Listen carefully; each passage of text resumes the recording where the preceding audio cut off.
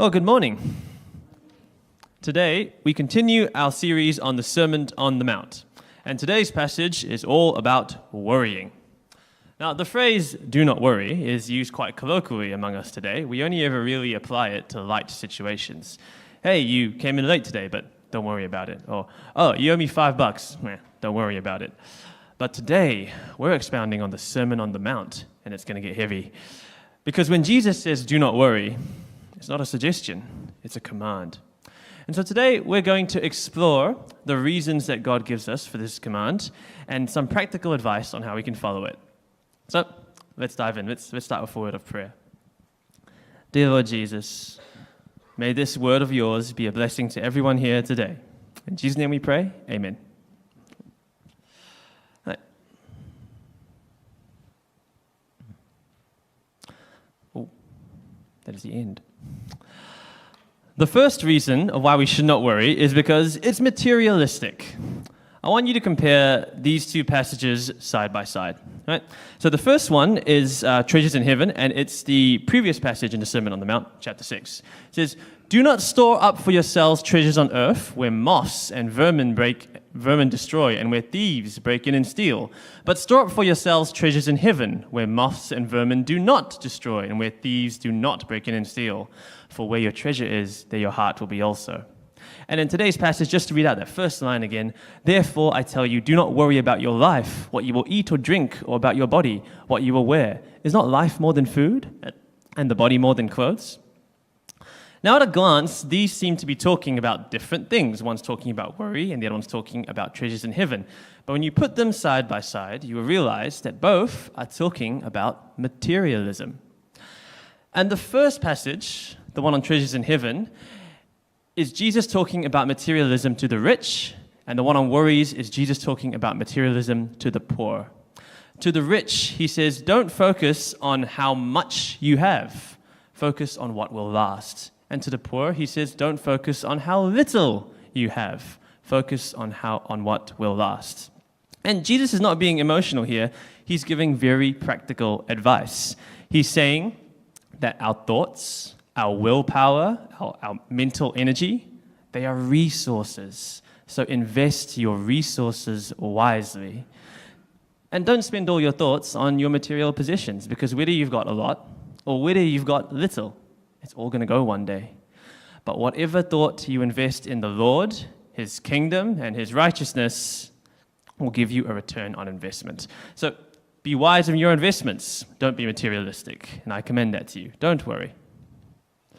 The second reason to not worry is that it is pointless. There is no good reason for us to worry. Jesus points out, can any of you, by worrying, add a single hour to your life?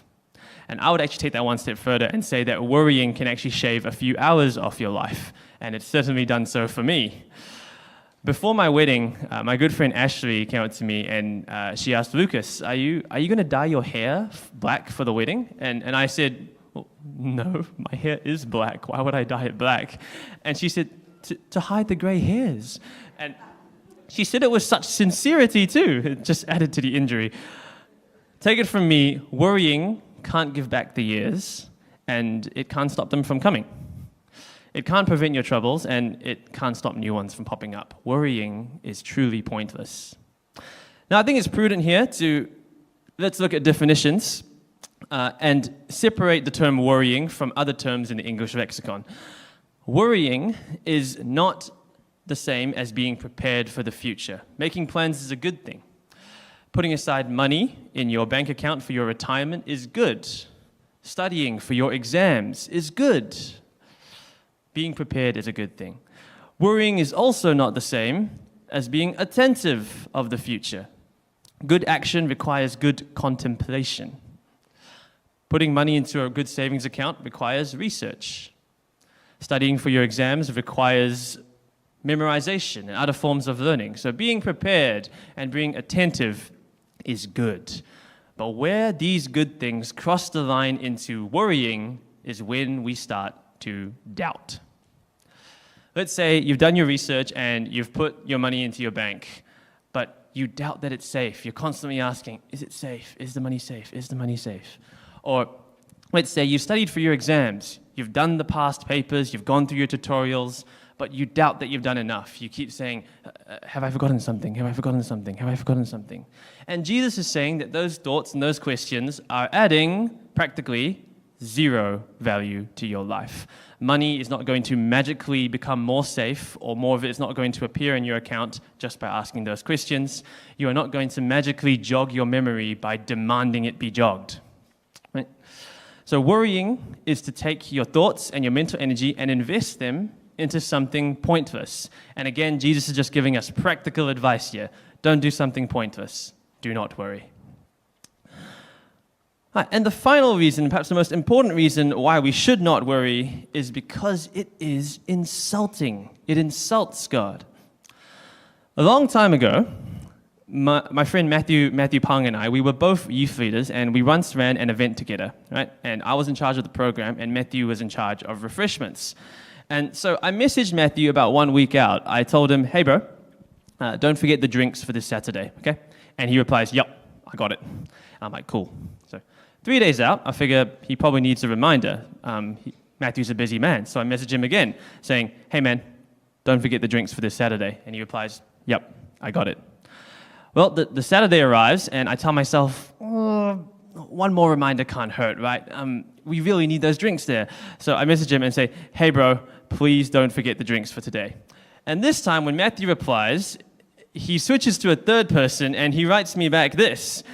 He says, Matthew was hurt because Lucas had told him 3 times, do not forget the drinks. Matthew replied, Lucas, you know all things. You know I will not forget the drinks. I'm glad you guys get the reference. And from that point on, I've trusted my friend so much to not forget drinks that I put him in charge of the drinks at my wedding. So it's a happy story. Now, that's a true story. That's an actual message he wrote me. I couldn't find it, but it happened. And Matthew's wit during that conversation is something I recall quite fondly.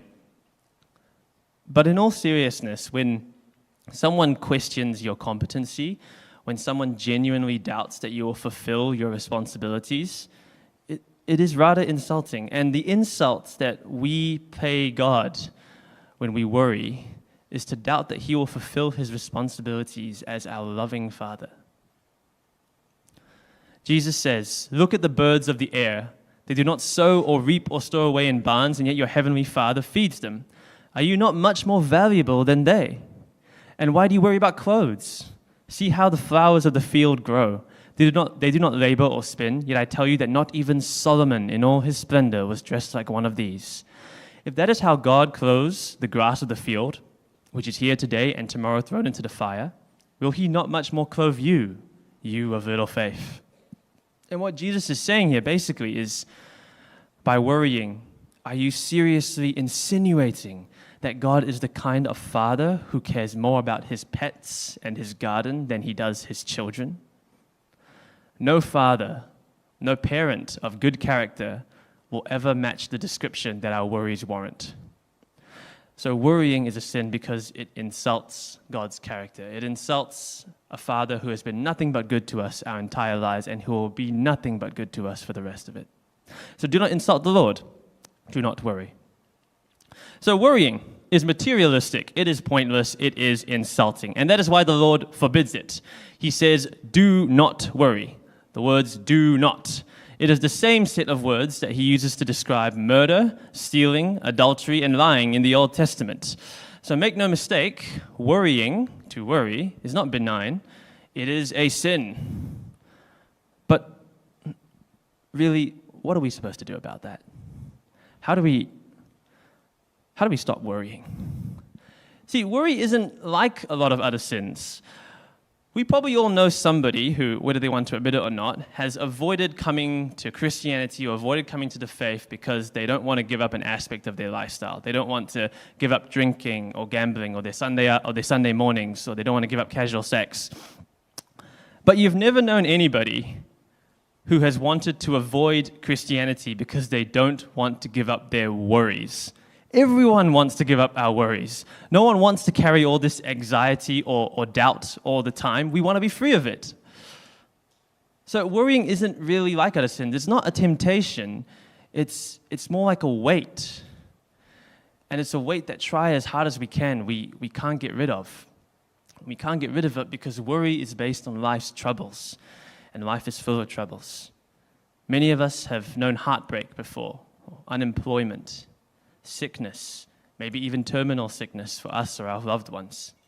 And so sometimes, I go to God, and I've read this passage before, and I tell him, Lord, I know it's being materialistic, I know it's pointless, and I know I'm insulting you, but I worry. And really, sometimes I'm more indignant than that, and I ask, God, how can you tell me not to worry? You have everything. Comparatively, we have nothing. How can someone with everything tell someone with nothing, don't worry? Well, I felt indignant in a similar situation one time. I was in university. And at the end of a paper, I got a B- for my final grade, right? And I was very, very upset to it. Now, I tried very hard in university, and to me, B- is a bad grade. If it isn't to you, don't worry. It's all good, right? If you're more of a C's get degrees kind of person, you never got an A and you can't relate to me, then all power to you, no shame, no hate. Talk to Calvin Vuk after church, I'll tell you what it feels like. Right? But this was a very bad grade to me, right? And when I got it, I was really upset. I was really upset about my B-. And so I was sitting on a park bench reading through my paper and wondering, oh goodness, how am I going to tell this to my parents? My career as an engineer is over. And my good friend, Chris, walks past. And he sees me, and he sees that I'm upset, so he comes over to console me. Now, the thing is, my good friend, Chris, he got an A+, and I know this because Chris always got an A+. He finished top of his class at university. And so he was the last person I wanted to see. But he's a good friend, and he came over and he said, hey, Lucas, what's wrong? You look kind of down. And I said, hey, Chris, I got a bad grade. He said, oh really? What'd you get? B-. And Chris had the audacity to look me in the eye, put his hand on my shoulder, and say, Lucas, don't worry about it. I said, Chris, go away. Right? Just go away. I don't want to talk to you right now, okay? Go over there and think about what you've done. When we have a lot of something, whether it be that money or ability or appearance or charisma, you can't say to someone, don't worry, when they have little. It's just mean. A rich person can't say it to a poor person. A healthy person can't say it to a sick person. It's socially unacceptable, and it feels socially unacceptable when God, who is so powerful, says it to us who are so powerless. So how do we resolve that? Well, a few years even further back than that, I found myself in the opposite scenario, and I had a friend who had terminal cancer. And you could see a mass growing on her body visibly by the stage she had got to. And medically, for all intents and purposes, it was over. And me being a younger Christian with sometimes a sense of misplaced zeal, I wanted to say something encouraging but theologically correct. And the words, don't worry, came to mind. I wanted to tell her, don't worry, Jesus could still heal you. Or don't worry, you're going to a far better place. And of course, I didn't say that because how can I? How can you say, don't worry to a dying person? It's so insensitive. It's so cruel. And really, I think the only scenario where I could have said something like that, the only scenario where I could say to a dying woman, don't worry, and have it not be insensitive or not cruel, and maybe the best thing she needs to hear, is if I was dying as well. And that, my friends, is the scenario Jesus was in when he tells people, do not worry. The Sermon on the Mount and the crucifixion are historically between 1 to 2 years apart. And I don't know if Jesus knew the exact time or the exact day, but he knew he was going to die, and he knew his death was coming soon. So for all intents and purposes, at this juncture in the Sermon on the Mount, when Jesus is preaching to us, he is carrying the same kind of weight, the same kind of pressure as someone with a terminal illness. He knows he is going to die. And he's got a lot of work he has to do before he dies as well. He has to correct a few hundred years worth of bad teaching from the Pharisees. he has to teach his disciples and train them to carry the gospel on after he's gone. And let's not forget that at this point in his life, he still has about 100 prophecies that he needs to fulfill. So Jesus carried his own impending death, and he carried a mission to save the world on his shoulders. And so when he says, "Do not worry," he knows. He knows what that weight is like. And yet he rises above it. Jesus did not worry.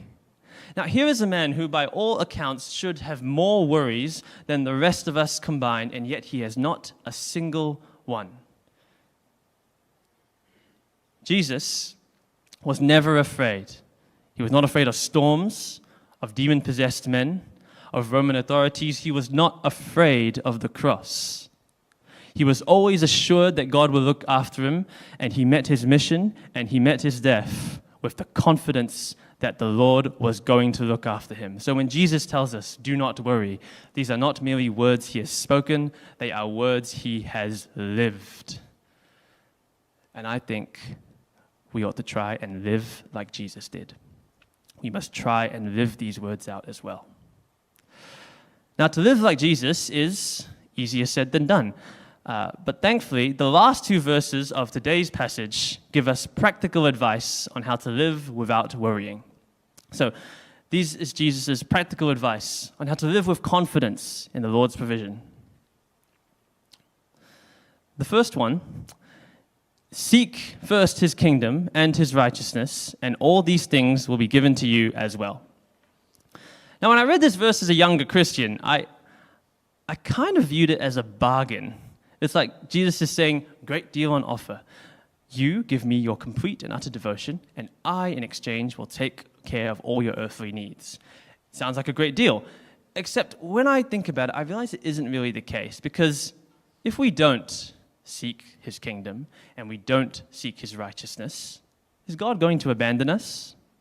Absolutely not. No matter how many times we fail, he will always provide for us. He will always make sure that we can face tomorrow. Again, remember, he is our heavenly loving Father, and we are his children. And a father does not cast his sons and daughters out to the wolves merely for not meeting his expectations. So no, all of these things given to us, they are ours in Jesus Christ. And I don't think that God is trying to barter with us here. What I think Jesus is really offering with this passage on a far deeper level is freedom. As I said before, worrying is like a weight, and we're all bound to it. We're all bound by the shackles of earthly priorities. It's like a chain. We try not to worry, but we just can't help it. You know, our hearts, we try to focus on something else, but this chain pulls our hearts back towards life's problems. It tends to gravitate towards there. And what Jesus is offering is to break that chain. He's going to take our heart, tear it away from life's worries, and point it towards him. You know, when Jesus says, "Is not life more than food and the body more than clothes?" He's not simply alluding to the existence of the human soul. He's issuing a call.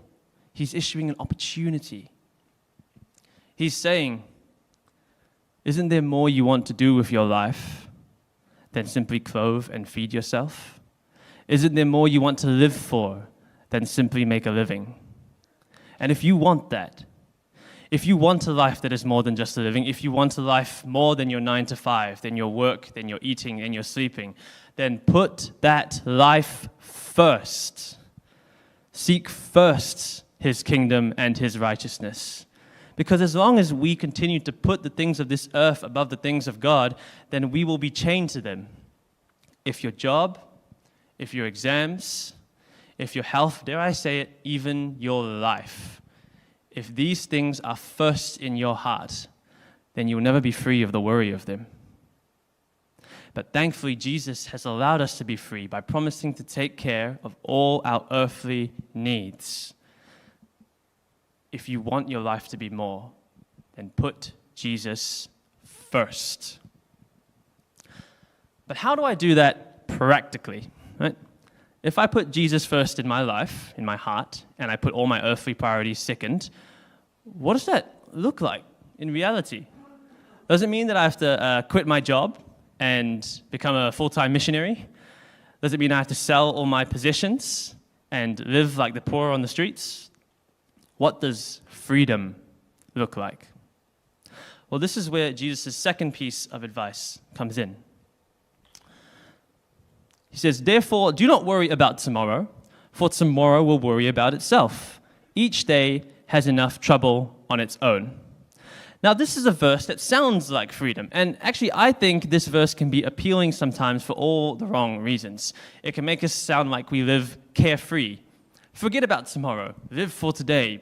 YOLO. Sounds pretty nice. And when we envision a life of freedom, sometimes it matches that description of being carefree. We can think of characters like Timon and Pumbaa, Hakuna Matata, it means no worries for the rest of your days, or Jack Sparrow from Pirates of the Caribbean, who had a ship, the Black Pearl, which symbolized freedom, or Peter Pan, the eternal youth. And these people, they appear free because they got to do whatever it is they wanted. They lived carefree. But Jesus' life of freedom, if you ask me, looks remarkably different from a life that is carefree. I would argue that Jesus' life was full of care. I said before that Jesus had a mission to save the world. And what I find remarkable about that is that, in spite of said mission, he had so much free time for people. Zacchaeus, the tax collector, the man born blind, the woman at the well, I could go on, there's so many others. But wherever he went, Jesus had the time, he had the compassion, he had the freedom to care for every single person he came across. And I believe that's what it really means to live for today and not for tomorrow. It means being ready in your heart to say yes to whatever God brings across your path today.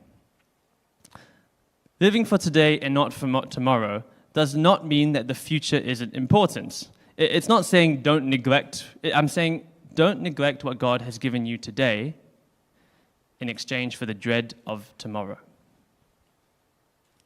Jesus didn't wake up on these days anticipating or even planning for random encounters. He had an agenda. He had places to be, things to do, sermons to preach, and he had his death coming up that he had to mentally prepare for.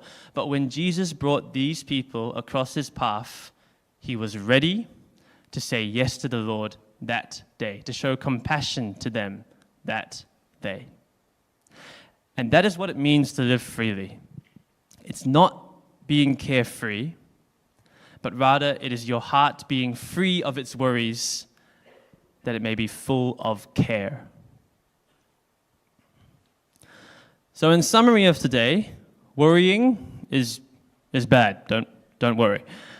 Jesus could have worried, but he didn't, and we should be like Jesus. And the way we be like Jesus is to put him first and to have a heart full of care.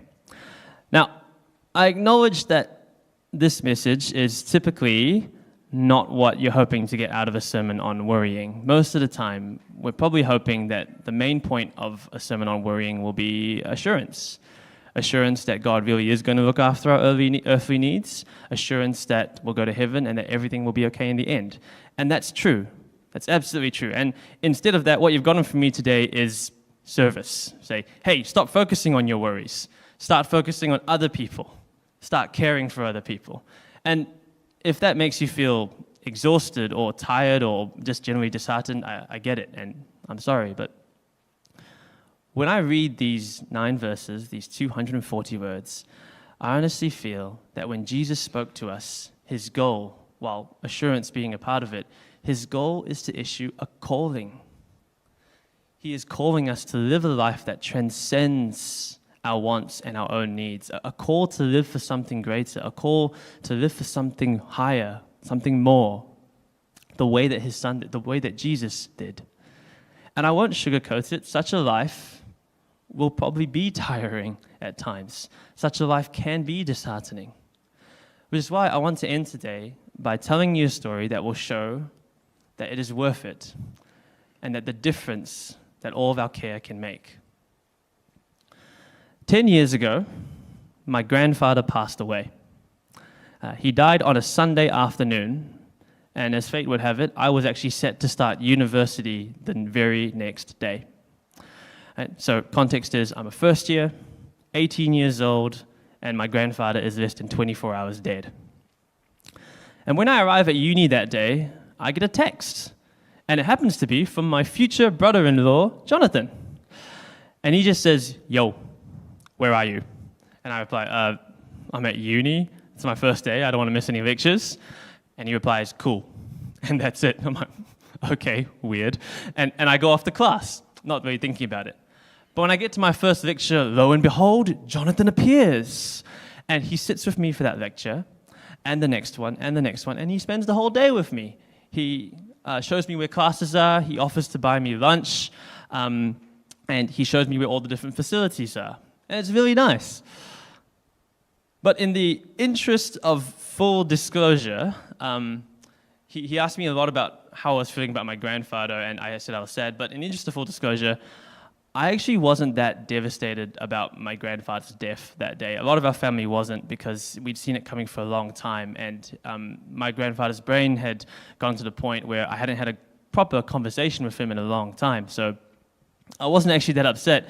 And on top of that, I'd actually already gone to uni the week earlier to scout out all my classes and find out where all the facilities were. So I really hope, boys, that a woman never says this to you, but like, I didn't really need Jonathan there. Like, but what he did was still really nice. You know? And to make matters worse, at the time, Jonathan was courting my sister. He wasn't dating her yet, he was courting her. And that means he was doing all kinds of things to impress her.